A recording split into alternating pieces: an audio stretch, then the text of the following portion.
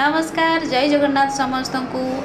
आज आपण गोटे नुआ रेसिपी नहीं के आसी देखु आपण मैंने बनईकि खाई किंतु मु आज प्रथम एक्सपेरिमेंट करुँची कि सागु मु पानी रे घंटाए बतुरेला ताकू चिपुड़ी रखिदेची अल्प किछि पियाज काटी देची किछि कंचा लंका मु प्रथमे तेल गरम करी सेथिरे पियाज कंचा लंका को पकईदेली गोटे सिझा आलू आउ गोटे टमाटो काटी सेथिरे पकईदेली पकईदेला भल से मुझे भाजीदेली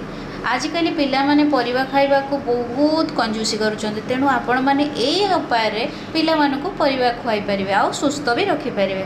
तो मु प्रथमे जतिरे लुण हळदी देई भल से गोळेई देली आ किछि परिबा काटी रखिथिली जेमिति कि बीन्स छुई फूलकोबी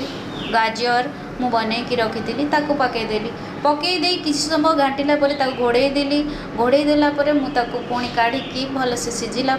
गोड़े देला पुणी से रखि सागु को पकईदेली सागु को पकई भल से घाटीदेली घाटी ता ऊपर अल्प किसी धनिया पत्र देकी गोड़ेदेली गोड़े देला देखंतु आमर सागु उपमा केते बढ़िया से बना हो जाइए खाइला तो मते बहुत भल लगिला। आपण माने जदि न करिथिबे ताले थरे चेष्टा करंतु देखिबे बहुत बढ़िया लागिवो। आपण माने भी खांतु अन्य को खुआंतु। जय जगन्नाथ।